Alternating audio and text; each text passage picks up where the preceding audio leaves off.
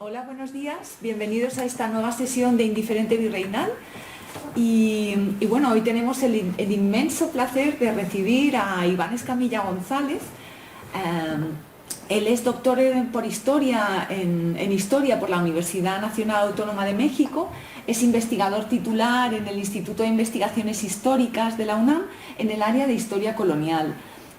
Sus líneas de investigación son la historia política e intelectual de México en el siglo XVIII, el reformismo en el mundo hispánico, el guadalupanismo también en Nueva España. Y bueno, tiene un currículum muy amplio, es también miembro del Sistema Nacional de Investigadores de CONACYT, nivel 2, es también miembro del Seminario Interinstitucional Historia de la Iglesia entre la UNAM y la Benemérita Universidad Autónoma de Puebla, es co-coordinador del Seminario de Cayetano de Cabrera y Quintero y su escudo de armas de México junto con la Universidad de Zacatecas. Es también coordinador del seminario El Mundo Hispánico en el largo siglo XVIII de la UNAM y el Instituto de Investigaciones Históricas.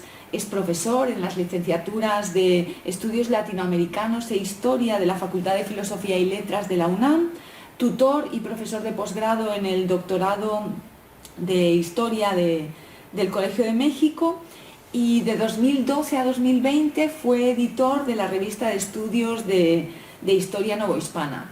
Entre sus largas publicaciones a mí me gustaría destacar, bueno, pues este capítulo, ¿no?, que en esta magnífica colección entre el Fondo de Cultura Económica y el Colegio de México, en el volumen de la ciudad barroca, que era sobre el siglo XVII, pero que coordinaba Antonio Rubial.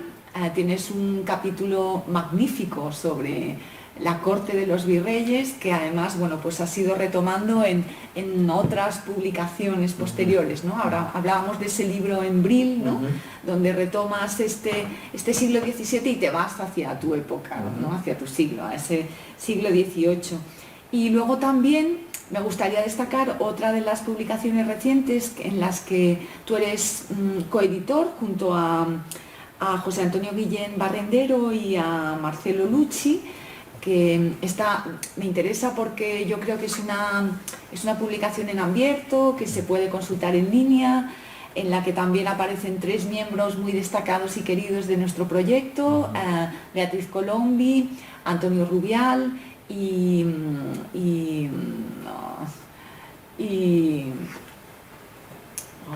vaya lapsus. Bueno, sí, sevillano que está en Estados Unidos. Sí, Alejandro Cañeque, perdón, son cosas del directo. Ahí se nota que está. Sí. Y es ese volumen, ¿no?, de la corte y la sociedad cortesana en el mundo hispánico del siglo XVI al siglo XVIII. Entonces yo creo que es un recorrido muy amplio, ¿no?, y además muy interesante. Entonces hoy nos has propuesto como tema pues ese circuito intelectual, esas redes letradas de la Ciudad de México en el siglo XVIII. Entonces me parece muy interesante, tal como conversábamos antes, que bueno, pues también tejiendo un hilo, ¿no?, un hilo invisible, ¿no?, entre lo que hacemos y las distintas propuestas que hemos tenido en el seminario. Hace 2 semanas estuvo Beatriz Colombi y nos hablaba de los circuitos intelectuales y del mecenazgo femenino en la Ciudad de México. Básicamente, claro, hablábamos del circuito sanjuanino del siglo XVII, ¿no? Entonces, bueno, pues de algún modo las ideas que tuvimos, ¿no?, en esa charla y que sobresalían, ¿no?, es por un lado que estamos hablando de un circuito femenino, de intimidad, informal en ese aspecto, donde también era muy importante todo el tema de reciprocidad, porque es un intercambio entre propio, ¿no?, del circuito de mecenazgo. Entonces me parecía muy interesante tomar como punto de partida ese primer seminario del ámbito femenino de la Ciudad de México del siglo XVII para ver cómo nos lo planteas para el siglo XVIII, ¿no? Entonces, bueno, yo creo que que debemos empezar conversando sobre qué es una academia, ¿no? Sobre ese circuito de academia. Entonces, ahora, hecha la presentación, muchísimas gracias por venir. Vamos a hacer el intercambio de micros, ¿sí? Y... ándale, perfecto. Perfecto. Ya está. Espero que Ya se está. vea bien. Sí, sí. Bueno. Sí. Pues muchísimas gracias, Judith, por haberme invitado. Realmente es un honor, y para todos los que nos están escuchando, por supuesto, un saludo. Este es un espacio que me parece además muy interesante, ¿no? Hay intervenciones muy interesantes y pues me honra muchísimo realmente participar, de verdad. Pues bueno, te agradezco también que me hayas pedido que hable un poco de un tema que estoy trabajando actualmente, ¿no? Es decir, es una de mis líneas, la historia intelectual de novohispana de la primera mitad del siglo XVIII específicamente, ¿no? Que, aunque soy de los que sustentan la idea de un largo siglo XVIII, ¿no? Que podemos extender desde más o menos 1680, más o menos, hasta el colapso del antiguo régimen en 1808, pero del cual pues ha habido mucho trabajo y mucha investigación sobre todo la segunda parte, ¿no? Es decir, del reinado de Carlos III en adelante, ¿no? Y entonces eso ha dejado como que un poco en penumbra muchos aspectos de la primera parte, ¿no? de este periodo largo, ¿no? Lo cual pues poco a poco nos vamos dando cuenta de lo importante que fue este periodo para el desarrollo cultural novohispano, ¿no? Hay una coincidencia con una época de prosperidad, ¿no? Creciente, de expansión demográfica, etcétera, de crecimiento urbano, ¿no? Pero también de crecimiento, ¿no? Y de complejización al interior de las propias élites coloniales, ¿no? Y pues lo que podríamos llamar la élite intelectual pues no es la excepción, todo lo contrario, ¿no? Es una época donde esta clase de los letrados, de los hombres de saber, se va a expandir justamente por el mismo crecimiento de las ciudades, por el surgimiento de instituciones, ¿no? Para formación, por ejemplo, del clero, ¿no? Como es esta época en la cual se impone finalmente el clero secular sobre el clero regular, ¿no? Y entonces pues surgen instituciones para la formación de estos individuos que en una carrera eclesiástica que en aquella época también es hasta todavía en buena medida un sinónimo de una carrera letrada, ¿no? Entonces están buscando, ¿no? Abrirse paso, ¿no? Hay un crecimiento del estrato social intermedio en las ciudades que busca justamente a través de la carrera clerical por un lado, pero también de los estudios, ¿no? Oportunidades de ascenso social, ¿no? Entonces en ese aspecto sí se distingue mucho el siglo XVIII de la etapa precedente, ¿no? En el sentido de la expansión de este grupo ambicioso, ¿no? Además hay una diversificación a su interior, ¿no? Porque lo identificábamos normalmente a la clase letrada con los criollos, ¿no? Pero pues en esta época pues otros grupos sociales están entrando de diferentes formas a la carrera letrada, ¿no? Mestizos e indígenas, ¿no? De manera muy destacada, y como lo va a hacer notar casos como lo que vamos a discutir ahorita, inclusive los mulatos, ¿no? Es que eso es algo muy interesante, ¿no? Esta diversificación social al interior de la élite letrada, ¿no? Tenemos que entender esto, ¿no? Estas nuevas circunstancias para entender mejor por qué, ¿no? O al menos esa es mi interpretación, ¿no? Por qué ciertas formas alternativas de sociabilidad intelectual, ¿no? Van a surgir y van a tener importancia, ¿no? Al lado de las instituciones, de las corporaciones que tradicionalmente agrupaban a las personas de saber, las corporaciones de los estudiosos, ¿no? Es decir, más allá de los colegios de las órdenes religiosas, ¿no? Del clero regular, más allá de la Universidad, ¿no? De México, que pues, durante la mayor parte de este periodo sigue siendo la única, hasta que aparece al final la Universidad de Guadalajara, ¿no? Y pues las otras instituciones, ¿no?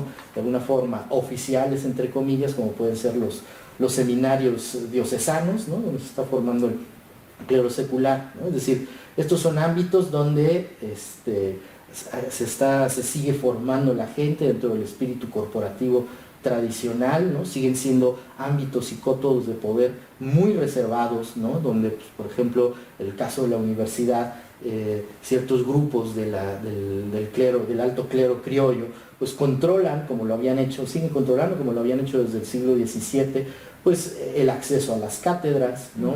Y de esa forma también influyendo, por ejemplo, en las carreras de los eclesiásticos que aspiran a posiciones altas, ¿no? Como pues, curatos de altas rentas, como prebendas de los cabildos catedralicios, ¿no? De las iglesias más importantes de Nueva España, como México, Puebla y Valladolid, ¿no?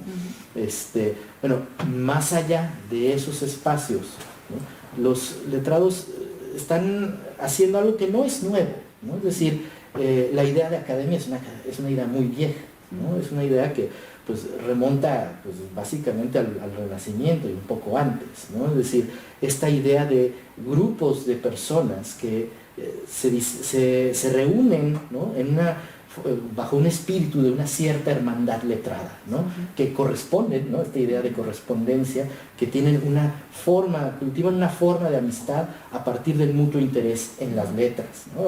Por supuesto, en el Renacimiento esto se utilizaba para estudiar, pues para revivir, ¿no? A los clásicos, ¿no? Para estudiar una vez más a los clásicos griegos y latinos, ¿no? Para la filosofía, pero también luego para las artes, ¿no? Es decir, son círculos que son distintos de las corporaciones de saber tradicionales como las universidades, donde una cierta idea de igualdad entre sus miembros, ¿no? se reúnen, ¿no? Con cierta frecuencia, ¿no? Y bajo un interés común, ¿no? Que puede ser el estudio de la poética o el cultivo de la oratoria, ¿no? O de otras ramas de las humanidades, ¿no? Se exploran zonas de conocimiento que no forman parte de los currículos tradicionales, ¿no? Todavía bajo escolásticos de las universidades, particularmente en el mundo hispánico, ¿no? Esto es muy claro, ¿no? Es decir, el cultivo de la poesía, por ejemplo, ¿no? Que es uno de los impulsos, ¿no? más frecuentes con los que vemos este tipo de asociaciones, ¿no? Pero no es el único, ¿no? Sabemos que hay grupos que a veces llamándose academias, a veces no teniendo esos nombres, se reúnen también para cultivar otros saberes, ¿no? Saberes que incluso pues, pueden rayar en la heterodoxia, ¿no? Como quienes estudian, se reúnen para discutir acerca del saber médico o acerca del saber matemático y astronómico, ¿no? O sea, sabemos que existen este tipo de círculos en el ámbito hispánico y particularmente en Nueva España con toda claridad desde el siglo XVII, ¿no? Entonces, hay pues una cierta independencia de estos círculos, ¿no? Eso es lo que quizás les confiere su vitalidad e interés en todo caso, ¿no? Y entonces eso es lo que va a impulsar a que en diferentes ámbitos pues, se quiera repetir este tipo de experiencia, ¿no? Además esto es muy interesante porque se entrecruza con la idea de la República de las Letras, ¿no? Es decir, esta asociación de los hombres sabios que trasciende fronteras, ¿no? Que trasciende fronteras políticas, fronteras religiosas, que permite el comercio intelectual, como se dice, es decir, la correspondencia, ¿no? Y que permite que también estos círculos, aunque ¿no? físicamente puedan estar limitados a las personas que viven en un determinado ámbito urbano, ¿no? Puedan, sin embargo, extender sus lazos a otras regiones, inclusive en términos atlánticos, ¿no? Que eso es otra cosa importante, interesante que ocurre en esta época, ¿no? Entonces, digamos que estos círculos, ¿no? Entonces, se forman al margen de las instituciones letradas tradicionales. Eso no quiere decir que sus miembros no sean parte de esas instituciones, ¿no? Muchos de las personas que veremos asociadas a estas academias pueden pertenecer a órdenes religiosas como los jesuitas, por ejemplo, o pueden ser alumnos suyos como los internos que estudiaban en el colegio de San Ildefonso, que no iban a ser religiosos de la compañía, pero que pues estudiaban bajo la influencia, ¿no? Bajo la hegemonía intelectual y espiritual de los jesuitas, y que dentro de ese ámbito formaban también esta clase de círculos, ¿no? Entonces vamos pues a ver cómo algunos surgen ahí, otros están formados por gente que también pertenece a la universidad, ¿no? Eso es también una de las cosas que luego dificulta el estudio de estos círculos, ¿no? Porque incluso en las instituciones como la universidad se usaba el término de academia, ¿no? Sí. Pero eso es algo muy importante de aclarar, ¿no? Se utilizaba para referirse a grupos de estudio que podían formar, ¿no? Estaban inclusive definidos estatutariamente por la Universidad de México, ¿no? Que podían formarse estos grupos de estudio a los que se llamaba academias, ¿no? Para estudiar una o reforzar una u otra de los aspectos formativos de los estudiantes universitarios, siempre y cuando pues, su funcionamiento no estorbara al funcionamiento de las clases de la universidad, ¿no? Entonces, eso ha dificultado también luego identificar a otros grupos que toman el nombre de academia, ¿no? Y que no necesariamente forman parte pues, del ámbito oficial de los letrados enmarcados en el ámbito corporativo, ¿no? Entonces un poco mi atención últimamente mis trabajos se ha dirigido precisamente a estos círculos, ¿no? Que no están formando parte de estas definiciones estatutarias, sino que tienen otros intereses, ¿no? No es que sus miembros no aspiren también a seguir un cursus honorum eclesiástico o universitario, ¿no? Puede ser que sí, pero funcionan al margen de esto, ¿no? Y sobre todo, esto es más importante, tienen un carácter público, que esto es también algo que es muy importante, ¿no? Es el caso, por ejemplo, de lo que he estudiado últimamente, que es la Academia de San Felipe Neri de México, ¿no? La Academia de San Felipe Neri de México es un grupo formado por estudiantes de humanidades, originalmente al amparo y bajo el cobijo del oratorio de San Felipe Neri de México, justamente por la misma época en que el oratorio ya obtiene este reconocimiento oficial, ¿no? Se forma este grupo, ¿no? Del cual de sus orígenes no sabemos mucho, ¿no? Y no sabemos mucho porque posteriormente, ¿no? Hubo interés en crear una narrativa, ¿no? En el cual los orígenes de este círculo quedaron oscurecidos, ¿no? Y otros miembros de él, ¿no? Acabaron imponiendo su propia versión de la historia de esta academia, inclusive al punto que actualmente cuando se habla de la Academia de San Felipe Neri de México, se dice, y uno lo encuentra en todos lados, que la fundó el famoso bibliógrafo Juan José de Guiara y Eguren, ¿no? Lo cual es falso. No la fundó Guiara, ¿no? Aunque Guiara fue sin duda uno de sus tempranos, ¿no? Miembros, ¿no? En su juventud participó de este círculo, ¿no? Pero no fue su fundador y sin embargo ahora se ha impuesto una idea de que él fue el creador. ¿Y qué se trataba esta academia? Pues sabemos que sus miembros se ejercitaban, ¿no? En ejercicios de diversas materias, ¿no? Es decir, se ejercitaban en la disputa teológica, en la disputa filosófica, en derecho y en cánones, ¿no? Es decir, había un aspecto que tenía claramente que ver con la formación o los grados a los que ellos iban a aspirar dentro de la universidad, en lo cual pues posiblemente sería más semejante a la idea oficial de academia, ¿no? Pero también, ¿no? Y esto es interesante, tienen un interés en el cultivo, ¿no? Por ejemplo, de la poética, ¿no? Y de la oratoria. Entonces, sabemos que organizan, ¿no? Como parte de su vida interna, ¿no? Tienen esta vida pública que tiene esta academia, ¿no? No solamente tienen sus ejercicios semanales, ¿no? Dentro de las materias, digámoslo así, más tradicionales, sino que también, ¿no? Trabajan, ¿no? La poética, ¿no? Organizan certámenes, ¿no? Organizan vejámenes, es decir, hay una cierta ceremonialidad de la academia. Es algo que pasa mucho con las academias de la edad moderna, ¿no? Es decir, también adoptan una cierto orden interno, una cierta ritualidad que tiene que ver pues, con una especie de ciclo anual, ¿no? En el caso de la Academia de San Felipe Neri de México, por ejemplo, pues tenían al final del año, alrededor de la Navidad, un certamen poético sobre la Natividad de Cristo. Y pero también tenían, ¿no?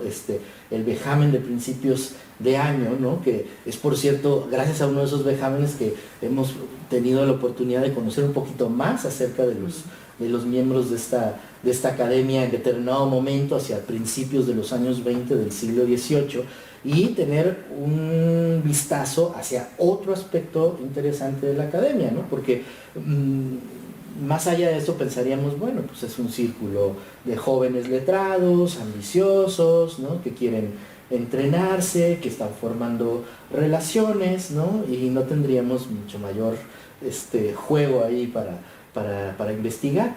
Pero justamente, como te decía, gracias a uno de estos vejámenes, me fue posible... Cuéntanos el título. El obrador de Pánfilo. El obrador de Pánfilo. O sea, es una cosa muy interesante, ¿no? Porque el vejamen, para el que no lo sepa, ¿no? es un texto satírico, ¿no? Es decir, quien confecciona el vejamen va a hacer una especie de revista a todos los miembros de un determinado círculo, ¿no? Letrado, de estudiosos, de académicos, ¿no?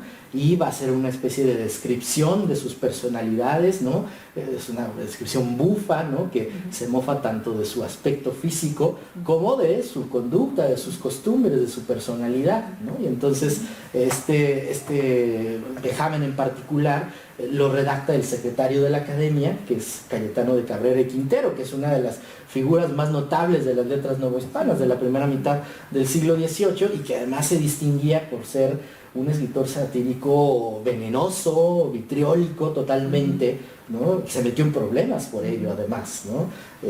Incluso dentro de la propia academia.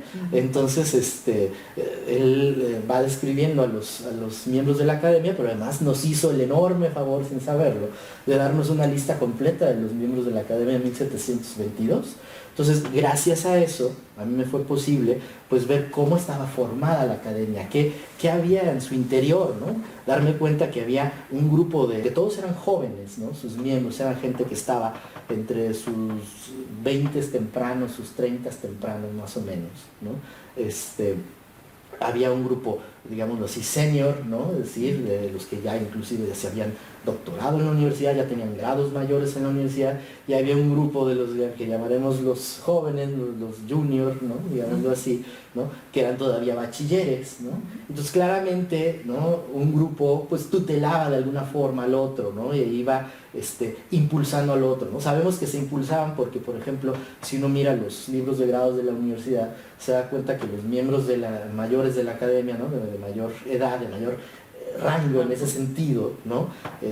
Fungían luego como, por ejemplo, arguyentes en los actos que les servían a los jóvenes bachilleres para después obtener sus grados mayores. Es decir, era un grupo donde había una correspondencia y una amistad de los letrados, ¿no? Es decir, de apoyarse mutuamente en sus carreras, ¿no? Entonces eso era claramente uno de los vínculos que reforzaba la existencia del grupo, ¿no? Entonces esa es una de las cosas que podemos ver, ¿no? Que hay gente de mayor rango y gente más joven, ¿no? Y que algunos están de alguna forma tutelando el avance de los otros.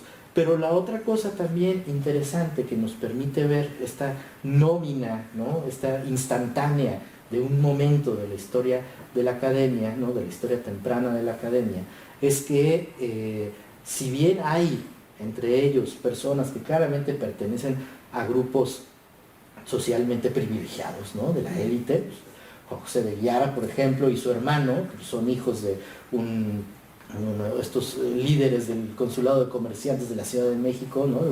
de un líder vizcaíno del consulado, pues, nacieron, ¿no? Con fortuna y vivieron en la fortuna, nunca tuvieron problemas económicos en su vida, ¿no? Y hasta se pudo comprar una imprenta, ¿no? Finalmente, ¿no? Pero al lado de estos hay personas que pertenecen a grupos que estaban, digámoslo así, en una posición problemática, ¿no? Debido a sus orígenes. ¿A qué me refiero?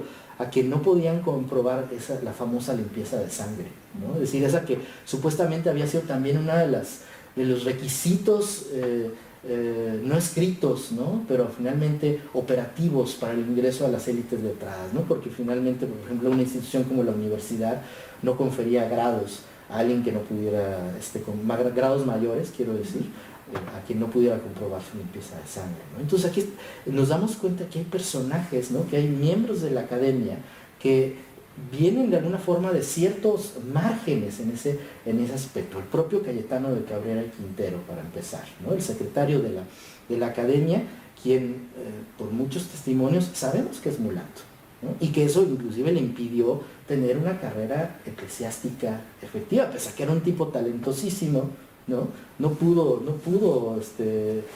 pasar, ¿no? De empleos absolutamente menores y marginales, ¿no? Ejercer ciertas capellanías, ser maestro de pajes del arzobispo de México, pero ¿no? Ver cómo los jóvenes que él había educado, ¿no? Ascendían a las posiciones más altas del cabildo eclesiástico impulsadas por el arzobispo, ¿no? Mientras él pues se quedaba en una medianía que rayaba en la pobreza toda su vida, ¿no? Entonces él era parte de la academia, era su secretario, pero también personajes que tuvieron quizás carreras más exitosas y que sin embargo también de una u otra forma provenían de una zona problemática, ¿no? Uno de los miembros de la academia es, por ejemplo, Juan Antonio de Alarcón y Ocaña, que es el de la imagen que le pusimos al póster precisamente, ¿no? Ahí lo tenemos.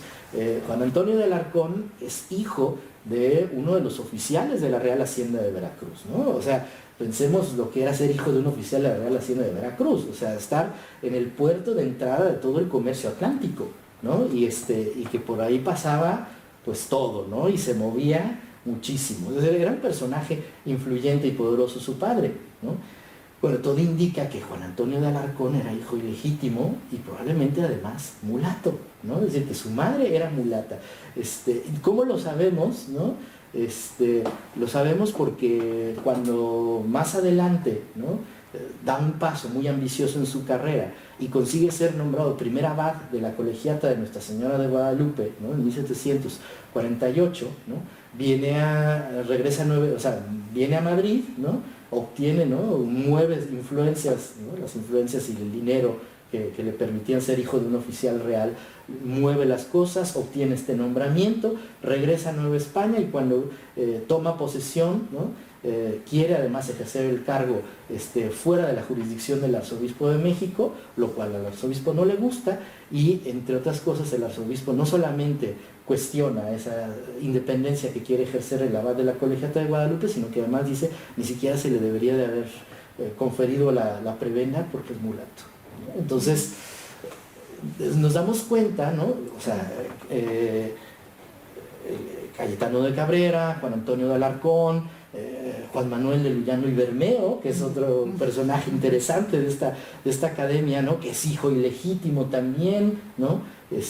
Son personajes que inclusive consiguen que la parte, entre comillas, incuestionable de su familia, ¿no? Les compre dispensas, breves de dispensa papal para poderse ordenar sacerdotes y obtener empleos y prebendas eclesiásticos. Nos damos cuenta que la Academia de San Felipe Neri de alguna forma les daba cabida, ¿no? O sea, que eso es algo interesante de este círculo, ¿no? Es una muestra quizás de esta diversificación al interior de las élites letradas novohispanas, ¿no?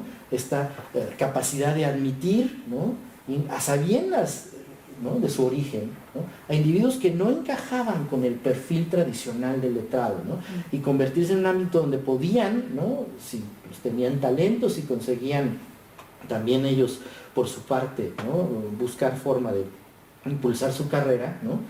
Salir adelante, como el caso de Alarcón, por ejemplo, ¿no? Que es tan interesante, ¿no? Otros no eran tan exitosos, ¿no? Es decir, pertenecer a uno de estos círculos, ¿no? Sin duda creaba solidaridades, ¿no? Y relaciones que duraban toda la vida y que podían ayudarles a estos individuos en sus carreras, pero a veces también pues, había un límite de lo que esto podía proporcionarles, ¿no? Entonces creo que es un aspecto muy interesante, pues, es poder darnos cuenta, ¿no? Que más allá de la idea de la academia como un círculo de cultivadores de algún saber, de la poética, etcétera, ¿no?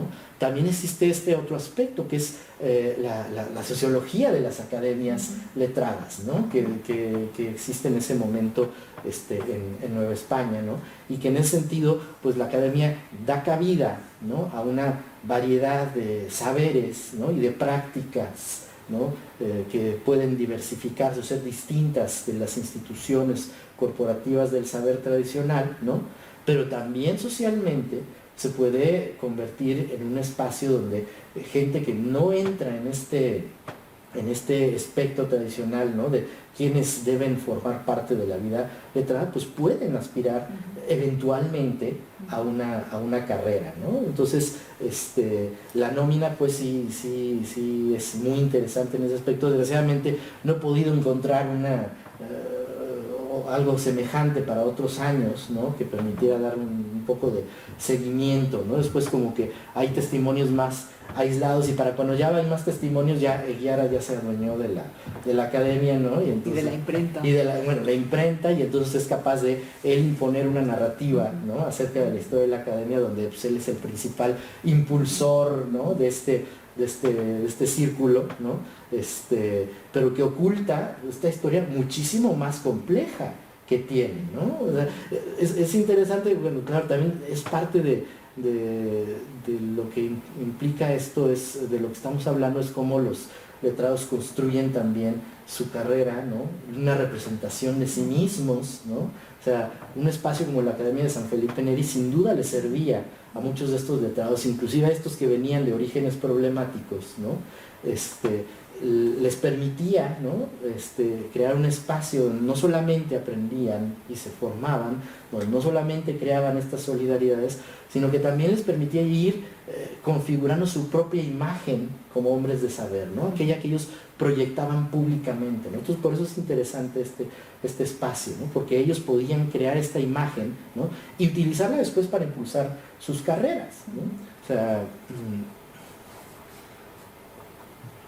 es lo que vemos, por ejemplo, en las relaciones de méritos, ¿no? O sea, porque ese es el otro aspecto, ¿no? O sea, aquí están conviviendo muchas cosas, están conviviendo estos modelos alternativos de sociabilidad letrada con pues, los modelos más típicos, ¿no? De cómo se hacen esas carreras en el ámbito de la monarquía española, ¿no? Es decir, pues a fin de cuentas todos ellos si aspiran a prebendas, si aspiran a beneficios, ¿no? Y a otras posiciones, inclusive más altas, si aspiran a más alto, tarde o temprano pues tienen que hacer lo que todos, que es pues formar sus relaciones de méritos, mandarlas a Madrid para que sean consideradas por el rey como patrono de la iglesia, ¿no? Para eventualmente pues lograr provisiones directas de prebendas o más tarde concursar por ellas en las diferentes iglesias catedrales del virreinato, ¿no? Entonces tienen que pues,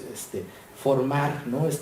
Tomar este modelo, digámoslo así, ¿no? Lo que ahora es nuestro currículum vitae académico, ¿no? Tomarlo y pues vertir sobre ese modelo pues todo lo que ha sido su carrera, y donde pues vemos los renglones más, los rubros más tradicionales, ¿no? Pues hizo tantos actos de repetición de teología y arguyó en quién sabe cuántos actos de grados menores y mayores, ¿no? Pero de repente ahí se cuela, ¿no? Formó parte de una academia que se reunía semanalmente y en la cual presentaban oraciones panegíricas y organizaban certámenes poéticos, es decir, se cuela, ¿no? Aunque discretamente, ¿no? Porque también estos modelos que son las relaciones de méritos pues están ya muy, muy establecidos, y si metes ahí algo que pues no se ajusta a ese modelo, pues haces que por lo menos levanten la ceja en el Consejo de Indias y digan, ¿y esto para qué lo hizo? ¿No? ¿Esto qué es? ¿No? Entonces, como que no quieren salirse mucho de ese modelo, pero sabemos que en la construcción de su imagen personal como hombres de saber, sí es importante el haber pertenecido a ese grupo, ¿no? ¿Cómo lo sabemos? Pues, por ejemplo, en el caso de la Academia de San Felipe Neri, una vez más, cuando Juan José de Guiara y Eguren, ¿no? Publica su gran repertorio bibliográfico, ¿no? Biobibliográfico, que es su Biblioteca Mexicana, ¿no? El primer tomo, el único que logra sacar en 1755, ¿no? De su Biblioteca Mexicana, pues la primera entrada de la Biblioteca Mexicana, que está en latín, es Academia Mexicana, o sea, la universidad, ¿no? O sea, que la universidad hacía eso, acaparaba el título de academia, ¿no? O sea, eso también luego es otra de las cosas que nos dificulta, ¿no? Entrarle al tema de las academias novohispanas, ¿no? Que la universidad se presumía ser la única academia, ¿no?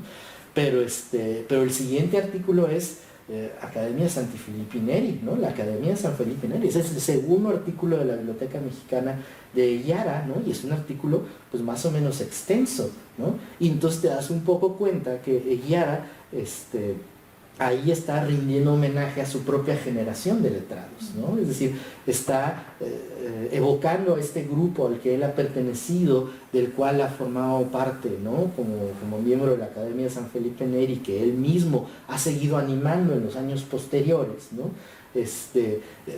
Como que es una especie de elogio de su propia generación intelectual, ¿no? Y lo vas viendo a lo largo de las otras entradas que alcanzó a escribir de la Biblioteca Mexicana, ¿no? Cuando trata a algún miembro de la academia, pues habla siempre muy elogiosamente de ellos, ¿no? O sea, puedes extraer a su propio círculo intelectual de la Biblioteca Mexicana y darte cuenta, ¿no? Que él está privilegiando a ese grupo en una narrativa acerca de la cultura intelectual mexicana de la primera mitad del siglo XVIII, lo cual nos obliga también, pues obviamente, a darnos cuenta que hay que leer con cierta precaución a Eyara, ¿no? Porque lo tomamos como una especie de relato absoluto, ¿no? de la historia intelectual novohispana, y a poco que te pongas a ver cosas como esta, pues te vas dando cuenta que él privilegia a ciertos personajes, a ciertos ámbitos, a ciertos círculos, y naturalmente el de la academia, ¿no? Por supuesto, a sus compañeros de la academia, como Cayetano de Cabrera, como Juan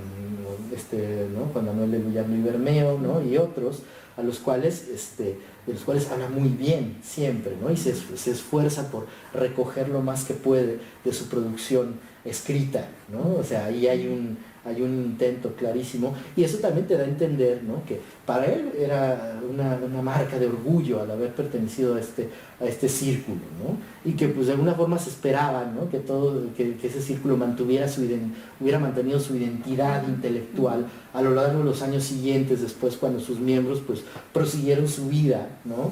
Y trataron de construir sus carreras intelectuales, ¿no?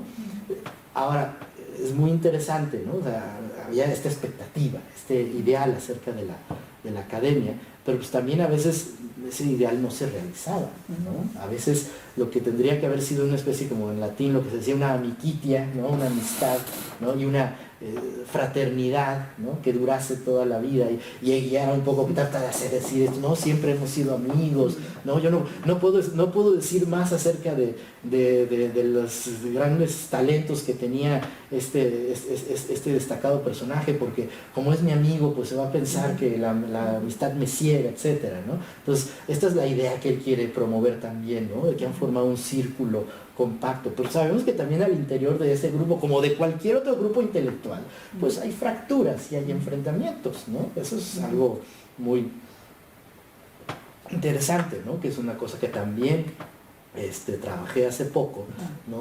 Un pleito espantoso. Maravilloso. Bueno, por todo lo que nos enseña, ¿no? Por todo lo que nos enseña entre dos miembros de la academia, ¿no? El secretario de la academia, Cayetano de Cabrera y Quintero, y otro de sus miembros, que se llamaba Juan Manuel de Luyano y Bermeo, ¿no? Los dos, insisto, provenientes de estas zonas problemáticas, ¿no? Ya habíamos dicho que Cayetano de Cabrera, pues, su origen mulato, ¿no? Pero luego Juan Manuel de Luyano es un hijo ilegítimo, ¿no? Al cual también le han tenido la otra parte de su familia, ¿no? La que no está en la sombra, que son inclusive miembros del Ayuntamiento de México y todo esto, le han conseguido han pagado por un breve de papá, le dispensa por su ilegitimidad, y que pues parece ser que es una persona pues con bastantes talentos, ¿no? Pero que quizás trata de compensar mucho, ¿no? O sea, el caso de Luyano es interesante, ¿no? Porque nos permite ver cómo el letrado construye una idea de su personalidad, ¿no? Sobre ideales que son comunes, ¿no? Como el honor, ¿no? Cómo eso se traslada al ámbito intelectual, ¿no? De otros ámbitos donde pues tienen diferentes formas de expresarse, ¿no? Estos conceptos como la honra, ¿no? Cómo se trasladan al mundo letrado, y entonces en qué constituye el honor de un letrado, ¿no? Es decir, ¿qué pasa con Luyando? Pues él tiene una carrera que parece muy promisoria al principio, ¿no? El arzobispo de México se fija en él, en sus talentos, le dice, fije su residencia, ¿no? Él es originario del obispado de Michoacán, ¿no? Y le dice, véngase a la Ciudad de México, fije su residencia aquí, y yo me encargo de que usted tenga, ¿no? Más tarde que temprano, pues una prebenda, ¿no? En el cabildo de la catedral, acorde con los talentos que usted tiene, ¿no? Y Luyando se ilusiona, ¿no? Cambia su residencia, consigue doctorarse, es decir, los requisitos indispensables para continuar con una carrera, pero pues tiene mala suerte, ¿no? Su promotor, el arzobispo, fallece antes de poderlo insertar, ¿no? O sea, le ha conseguido algunos empleos de estos medianos, ¿no? Dentro de la escala de los empleos eclesiásticos, ¿no? Es capellán de un convento de religiosas, ¿no? Pues de Jesús María, del convento de Jesús María, pero antes de que pueda subir a algo mejor, pues muere su patrocinador, y él intenta, ¿no? Pues el camino difícil de los concursos de oposición a prebendas y cátedras, consigue un espacio en el seminario. En la universidad le cuesta muchísimo más trabajo encontrar espacio y consigue eventualmente ser catedrático, pero la prebenda en el cabildo, esa se le escapa, todo el tiempo se le escapa, ¿no?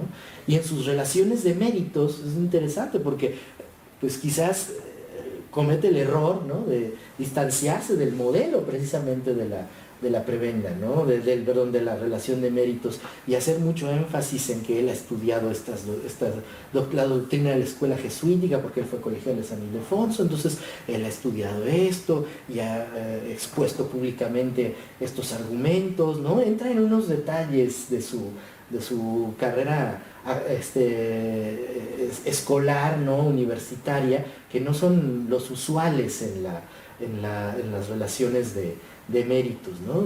Como que de alguna forma tratando de demostrar que él es mucho más talentoso que muchos de sus competidores, que socialmente vienen de posiciones mucho más privilegiadas que la suya, ¿no? Y entonces en esa lucha está Luyando, ¿no? Tratando de impulsar su carrera, mandando relación de méritos tras relación de méritos a Madrid, ¿no?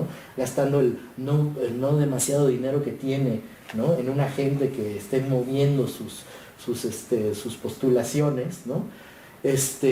Cuando en 1746 Cayetano de Cabrera publica su obra más famosa, ¿no? El escudo de armas de México, ¿no? Que pues no solamente es la crónica de la gran epidemia del Matlazáhuatl, ¿no? Y de cómo se jura la Virgen de Guadalupe como patrona de la Ciudad de México, ¿no?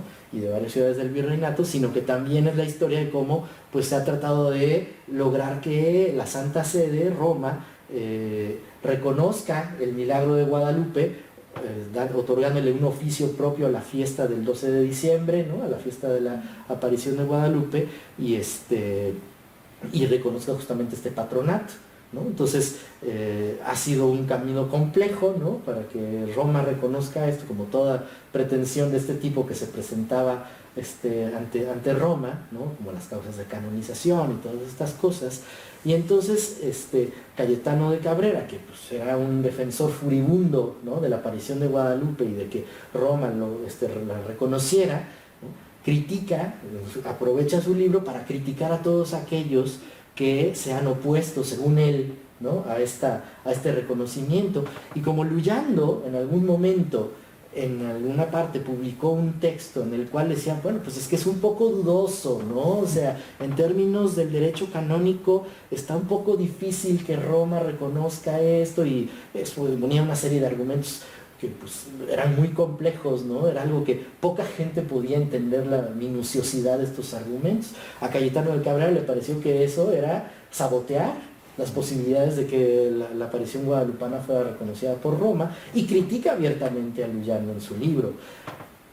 cuando sale el libro y Luyando mira la crítica que ha hecho, ¿no?, su supuestamente amigo, ¿no?, supuestamente colega de la academia, que era Cayetano de Cabrera, ¿no?, criticando sus argumentos, rebajando sus argumentos, haciéndolos menos y diciendo que poco más, poco menos, pues era superficial, ¿no?, lo que él había dicho, Luyando entra en cólera, ¿no?, porque dice, me trata de hacer a mí menos, ¿no?, me trata de presentar como que soy una persona ignorante cuando soy un profesor públicamente reconocido, ¿no?, en la República de las Letras, ¿no?, y él me hace menos, ¿no?, y entonces monta todo un número y presenta una demanda ante la autoridad eclesiástica para que el libro se recoja de la circulación, porque lo perjudica a él, porque dice, si esos libros llegan a España, se acabó mi reputación, o sea, en su honra como letrado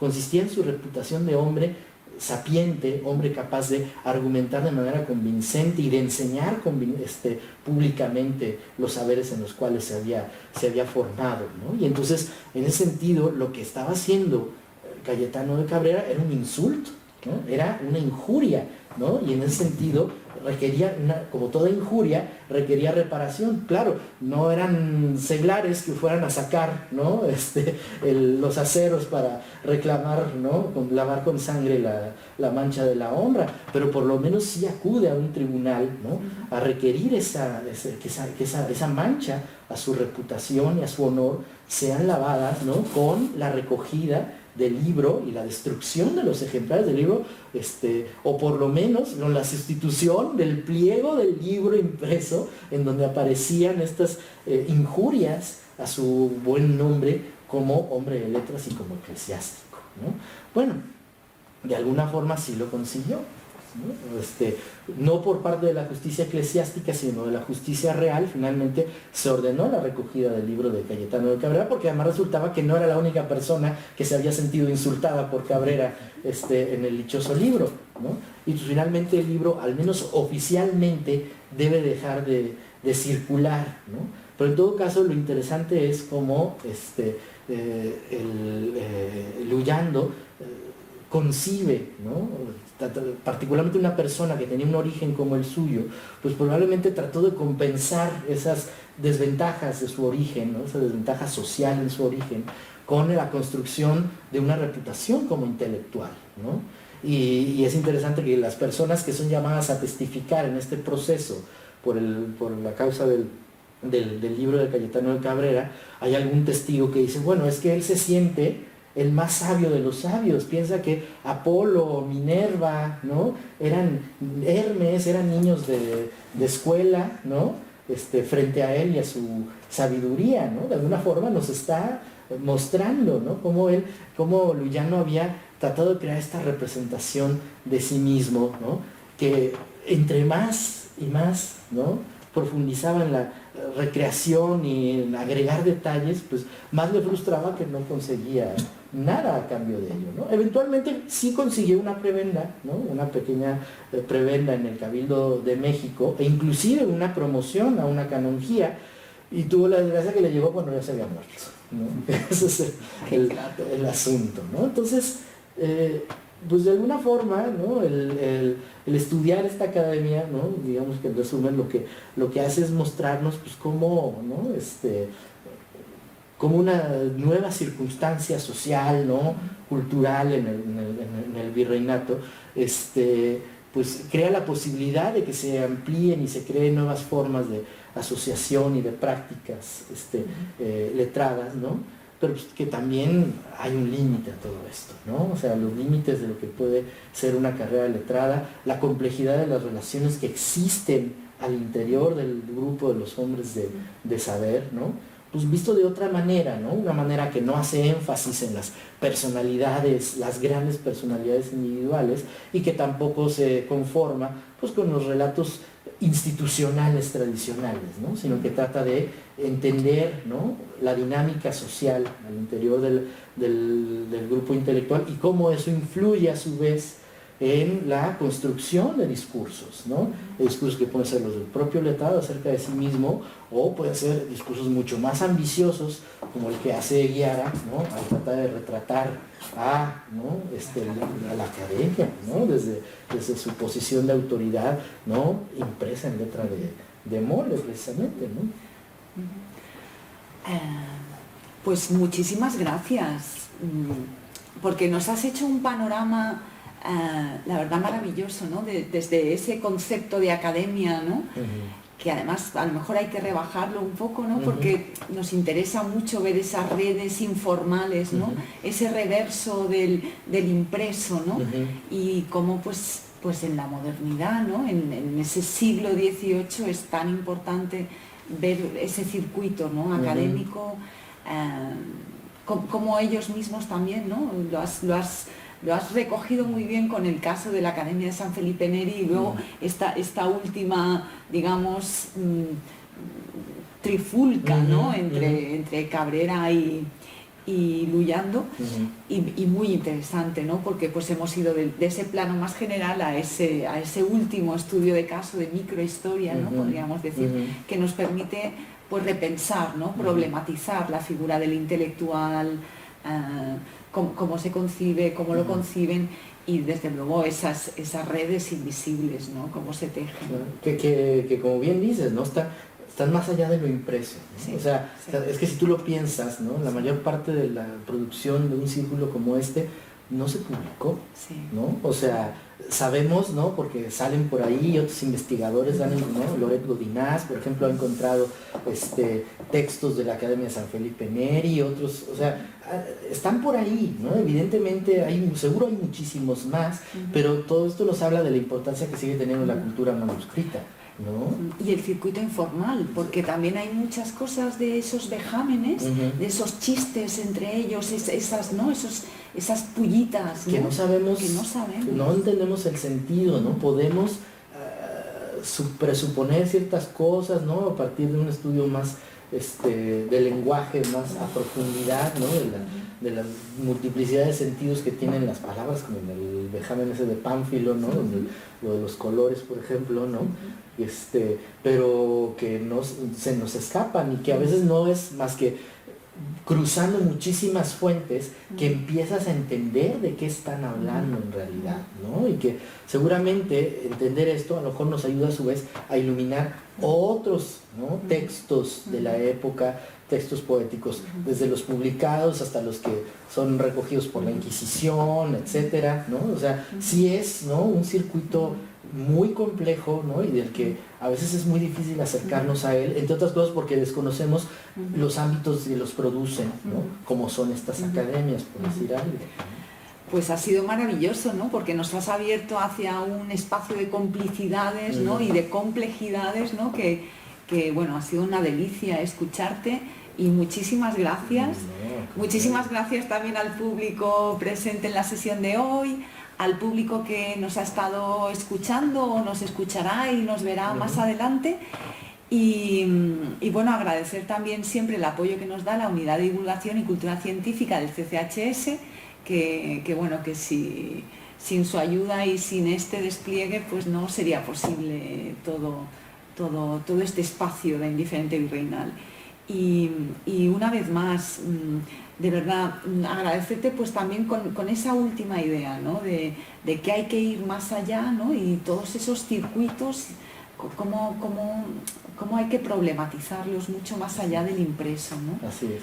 Y bueno, pues hemos tenido al cronista novohispano, que además haces una labor de divulgación maravillosa en redes, y que bueno, que Archivo Colonial y Cronista Novohispano pues finalmente hemos coincidido en este espacio de Indiferente Virreinal, ¿no? Dentro también de ese guiño hacia ese fondo tan maravilloso del AGN. Y bueno, pues de verdad muchísimas gracias, y ha sido una delicia escucharte. Al contrario, muchas gracias a ti. Gracias.